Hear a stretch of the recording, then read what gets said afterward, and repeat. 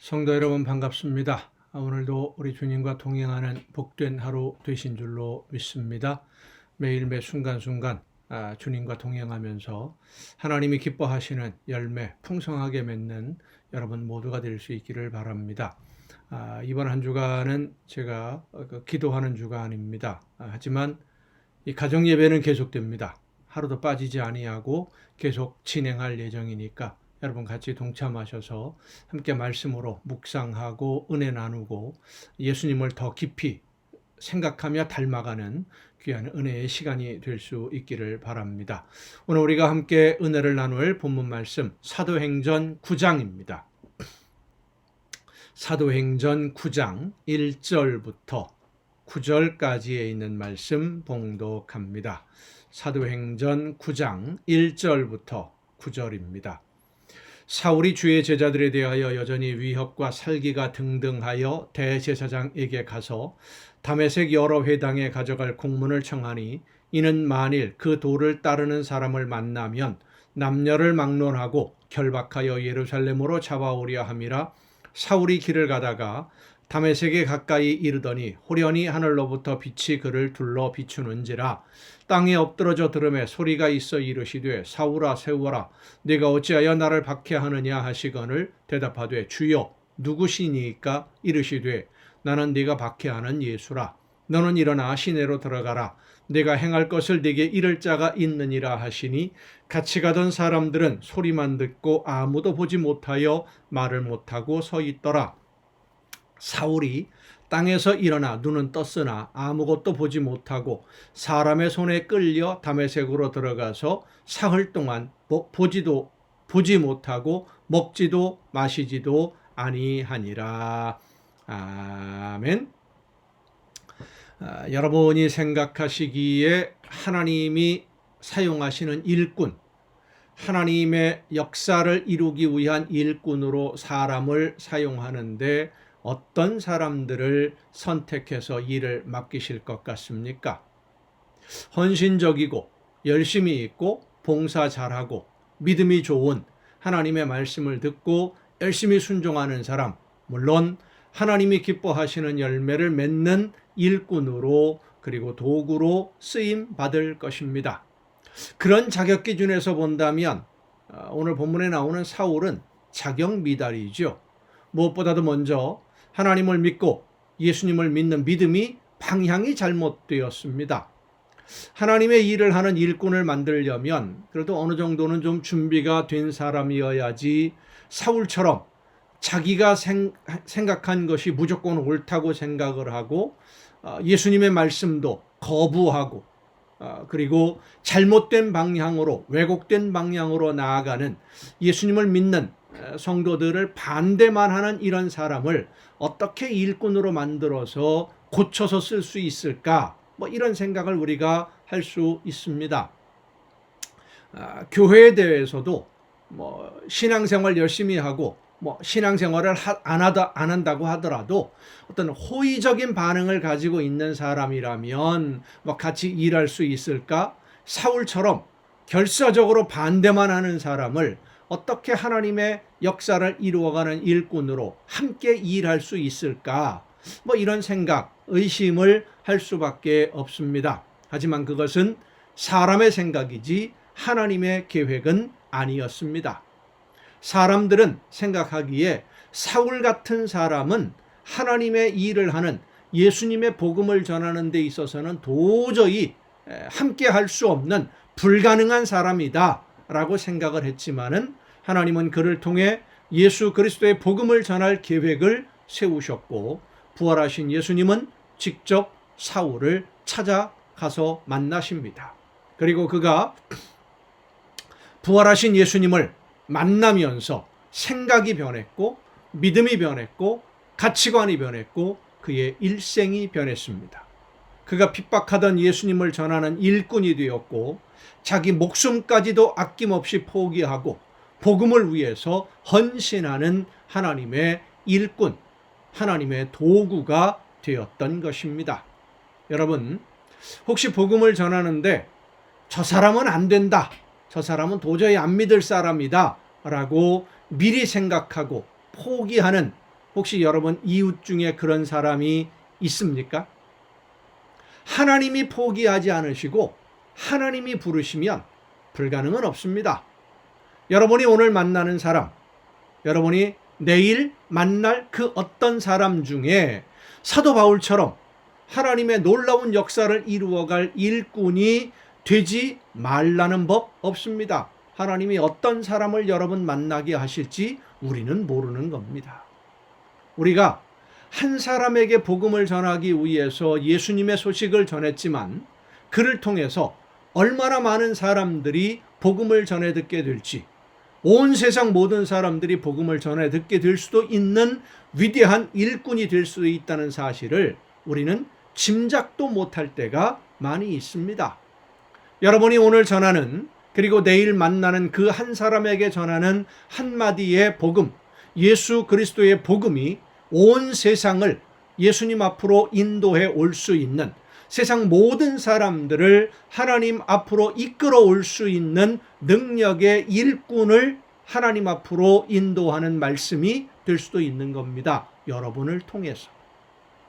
사울을 하나님의 일꾼으로 부르신 예수님이 오늘 저와 여러분을 일하는 일꾼으로 함께 하자고 부르시는 줄로 믿으시길 바랍니다. 하나님이 기뻐하시는 열매를 맺으라고 오늘 우리를 부르십니다.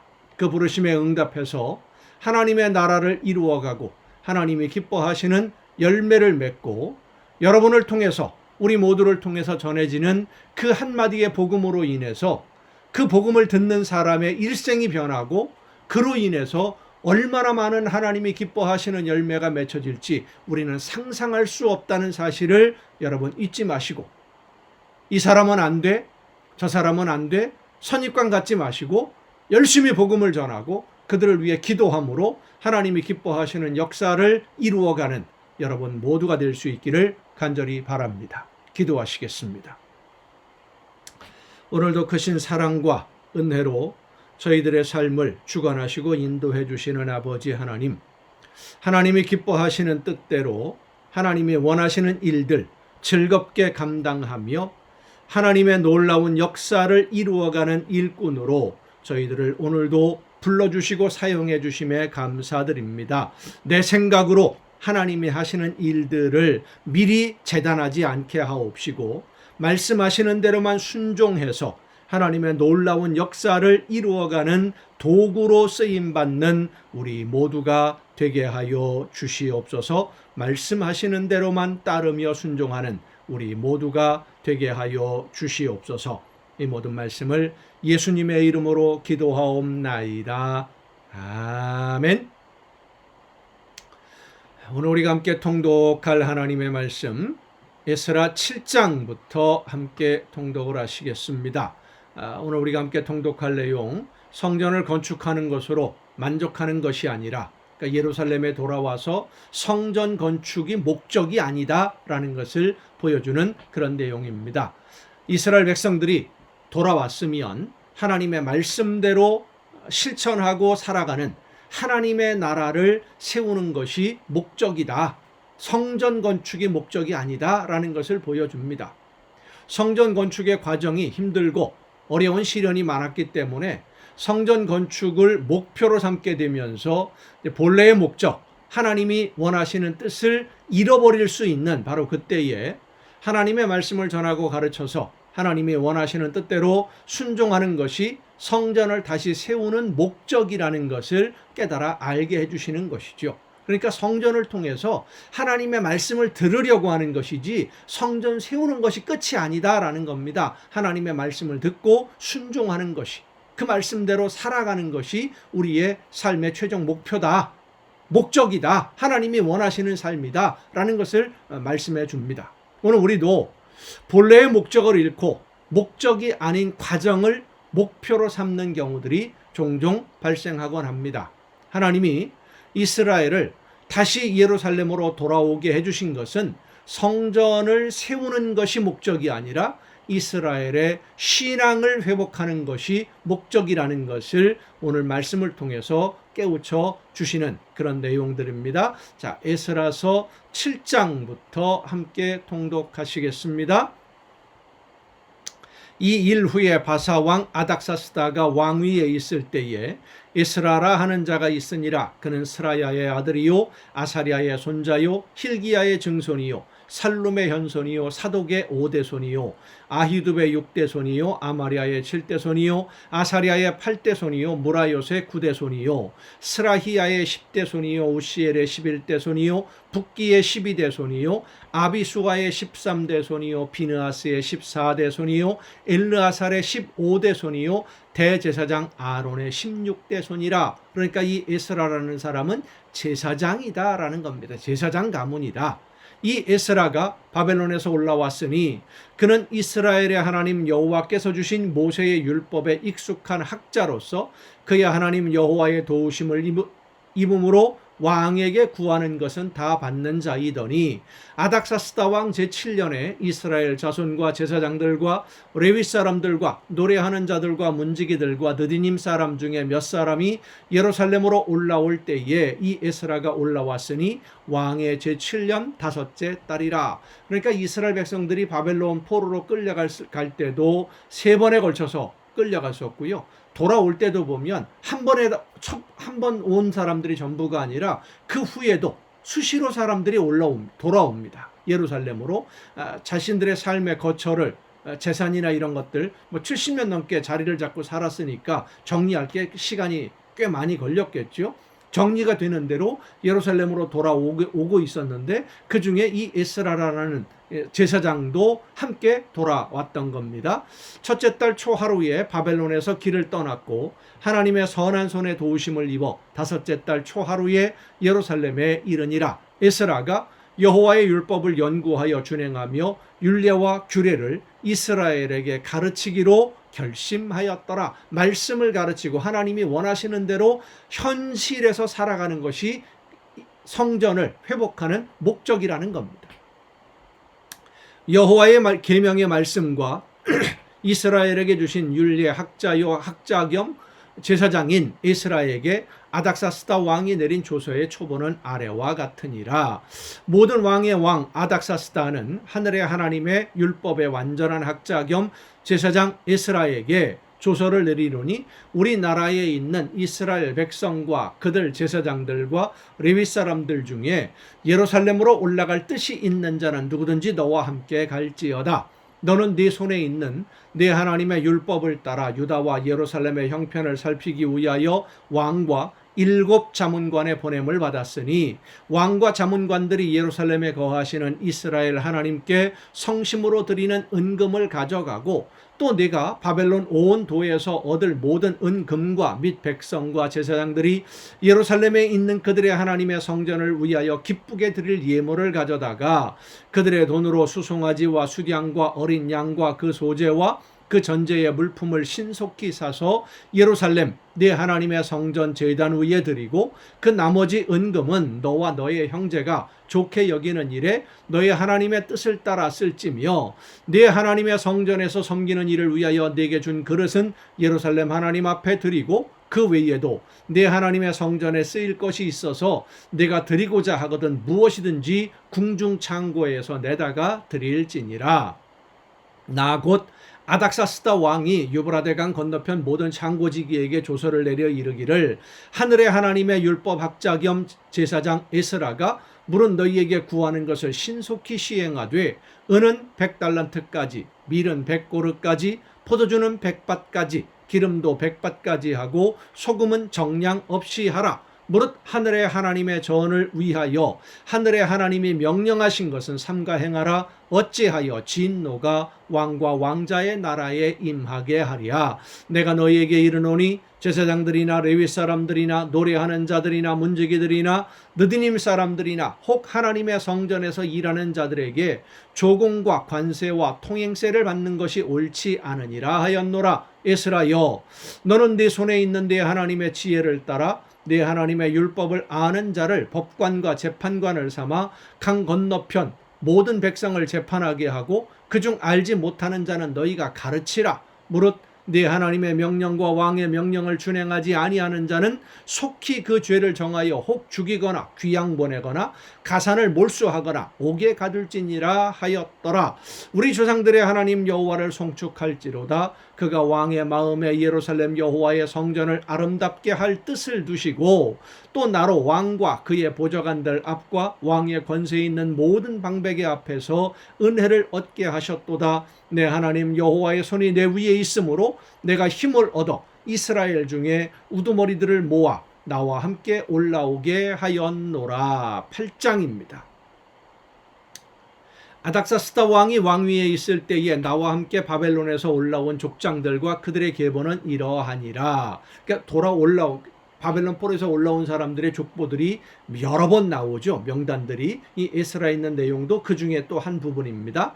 비느하스 자손 중에는 게르솜이요, 이다말 자손 중에서는 다니엘이요, 다윗 자손 중에서는 핫두스요, 스가냐 자손 곧 바로스 자손 중에서는 스가랴니 그와 함께 족보에 기록된 남자가 150명이요 바한 모압 자손 중에서는 스라히아의 아들 엘여호에넨이 그와 함께 있는 남자가 200명이요 스가냐 자손 중에서는 야하시엘의 아들이니 그와 함께 있는 남자가 300명이요 아딘 자손 중에는 요나단의 아들 에벳이니 그와 함께 있는 남자가 50명이요 엘람 자손 중에서는 아달리아의 아들 여사야니 그와 함께 있는 남자가 70명이요 스바디아 자손 중에서는 미가엘의 아들 스바디아니 그와 함께 있는 남자가 80명이요 요압 자손 중에서는 여히엘의 아들 오바디아니 그와 함께 있는 남자가 218명이요 슬로밋 자손 중에서는 요시바의 아들이니 그와 함께 있는 남자가 160명이요 베베 자손 중에서는 베베의 아들 스가리아니 그와 함께 있는 남자가 28명이요 아스갓 자손 중에서는 학가단의 아들 요하나니니 그와 함께 있는 남자가 110명이요 아도니감 자손 중에 나중된 자의 이름은 엘리벨렛과 여우엘과 스마야니 그와 함께 있는 남자가 60명이요 비그의 자손 중에서는 우데와 사부시니 그와 함께 있는 남자가 70명이었느니라. 내가 무리를 아하와로 흐르는 강가에 모으고 거기서 3일 동안 장막에 머물며 백성과 제사장들을 살핀즉 그 중에 레위 자손이 한 사람도 없는지라. 그러니까 제사장과 함께 성전에서 봉사할 레위 지파 사람들이 없었다는 겁니다. 이에 모든 족장 곧 엘리에셀과 아리엘과 스마야와 엘라단과 야립과 엘라단과 나단과 스가랴와 무술람을 부르고 또 명철한 사람 요아림과 엘라단을 불러 가시비아 지방으로 보내어 그곳 족장 이또에게 나아가게 하고 이또와 그의 형제 곧 가시비아 지방에 사는 느드님 사람들에게 할 말을 일러주고 우리 하나님의 성전을 위하여 섬길 자를 데리고 오라 하였더니 우리 하나님의 선한 손에 도우심을 입고 그들이 이스라엘의 손자 레위의 아들 말리의 자손 중에서 한 명철한 사람을 데려오고 또 세레비아와 그의 아들들과 형제 18명과 하사비아와 무라리 자손 중 여사야와 그의 형제와 그의 아들들 20명을 데려오고 또 다윗과 방백들이 레위 사람을 섬기라고 준 느디님 사람 중 성전 일꾼은 220명이었는데 그들은 모두 지명받은 이들이었더라. 그때에 내가 아하와 강가에서 금식을 선포하고 우리 하나님 앞에서 스스로 겸비하여 우리와 우리 어린 아이와 모든 소유를 위하여 평탄한 길을 그에게 간구하였으니 이는 우리가 전에 왕에게 아뢰기를 우리 하나님의 손은 자기를 찾는 모든 자에게 선을 베푸시고 자기를 배반하는 모든 자에게는 권능과 진노를 내리신다 하였으므로 길에서 적군을 막고 우리를 도울 보병과 마병을 왕에게 구하기를 부끄러워하였습니다. 그러므로 우리가 이를 위하여 금식하며 우리 하나님께 간구하였더니 그의 응답하심을 입었느니라. 이게 무슨 내용이냐면 고대 사회에서 한 지역에서 다른 지역으로 이주를 하다 보면 여행을 하다 보면은요 도둑을 많이 만납니다. 강도떼를 많이 만나게 되는 것이죠. 자, 강도들을 만나면 예루살렘 성전으로 가기 위해서 가지고 왔던 모든 금, 은, 보물들 이런 것들을 다 빼앗길 수밖에 없지 않습니까? 두려운 것이죠. 그래서 아닥사스다 왕이 너희들을 예루살렘까지 인도할, 보호할 군대를 내어줄까라고 얘기했는데 에스라가 뭐라고 그랬냐면 하나님을 의뢰하는 사람들, 하나님의 백성들을 하나님이 지켜주십니다. 보호하는 군대 필요 없습니다. 라고 얘기했다는 거예요. 군대도 없이 보호하는 군인들이 없이 지금 민간인들만 그 많은 사람들이 예루살렘을 향해서 여행을 한다. 집단 이주, 이사를 가는 것이죠. 재물을 다 가지고 약탈꾼들의 표적이 될 수밖에 없습니다. 그래서 금식하고 기도하는 겁니다. 우리 믿음대로 하나님 지켜주옵소서. 그리고 응답을 받았다는 거예요. 그때에 내가 제사장의 우두머리들 중 12명 곧 세레비야와 하사비야와 그의 형제 10명을 따로 세우고 그들에게 왕과 모사들과 방백들과 또 그곳에 있는 이스라엘 무리가 우리 하나님의 성전을 위하여 드린 은과 금과 그릇들을 달아서 주었으니 내가 달아서 그들 손에 준 것은 은이 650달란트요 은그릇이 100달란트요 금이 100달란트며 금잔이 20개라. 그 무게는 1000다리기요 또 아름답고 빛나 금같이 보배로운 놋그릇이 2개라. 내가 그들에게 이르되 너희는 여호와께 거룩한 자요 이 그릇들도 거룩하고 그 은과 금은 너희의 조상들의 하나님 여호와께 즐거이 드린 예물이니 너희는 예루살렘 여호와의 성전 골방에 이르러 제사장들과 레위 사람들의 우두머리들과 이스라엘의 족장들 앞에서 이 그릇을 달기까지 삼가 지키라. 이에 제사장들과 레위 사람들이 은과 금과 그릇을 예루살렘 우리 하나님의 성전으로 가져가려 하여 그 무게대로 받으니라. 첫째 달 12일에 우리가 아하와 강을 떠나 예루살렘으로 갈새 우리 하나님의 손이 우리를 도우사 대적과 길에 매복한 자의 손에서 건지신지라. 이에 예루살렘에 이르러 거기서 3일간 머물고 제4일에 우리 하나님의 성전에서 은과 금과 그릇을 달아서 제사장 우리아의 아들 무레못의 손에 넘기니 비느하스의 아들 엘르아살과 레위 사람 예수아의 아들 요사밧과 빈누이의 아들 노아디아가 함께 있어 모든 것을 다 세고 달아보고 그 무게의 총량을 그때에 기록하였느니라. 사로잡혔던 자의 자손 곧 이방에서 돌아온 자들이 이스라엘의 하나님께 번제를 드렸는데 이스라엘 전체를 위하여 우이한 수송아지가 12마리요 또 수량이 96마리요 어린 양이 77마리요 또 속죄제의 숫염소가 12마리니 모두 여호와께 드린 번제물이라. 무리가 또 왕의 조서를 왕의 총독들과 유브라데 강 건너편 총독들에게 넘겨주매 그들이 백성과 하나님의 성전을 도왔느니라. 아멘. 강도들의 위험이 있음에도 불구하고 하나님은 하나님의 말씀을 믿고 의지하는 하나님의 백성들을 지켜주실 줄로 믿고 담대하게 순종했던 에스라와 그 일행들, 하나님의 그 믿음대로 지켜주셨습니다. 마치 다니엘을 지켜주시듯이 그 세 친구들을 지켜주시듯이 오늘도 그들을 지켜주신 하나님이 여러분과 함께 하심을 믿으시길 바랍니다. 믿음으로 순종할 때 그 놀라운 능력을 체험하게 될 것입니다. 날마다 하나님의 놀라운 능력, 그 보호하시는 손길을 체험하며 오늘을 살아내는 여러분 모두가 될 수 있기를 간절히 바랍니다. 오늘도 여러분 수고 많으셨습니다. 내일 또 정한 이 시간, 이 가정 예배를 통해서 여러분 모두 함께 다시 만날 수 있기를 바랍니다. 다시 한번 말씀드리지만 이번 주간 이제 기도 주간입니다만은 이 가정 예배는 계속 진행됩니다. 하루도 빠지지 않습니다. 여러분 꼭같이 함께 참여해서 함께 은혜를 나눌 수 있기를 바랍니다. 내일 뵙겠습니다.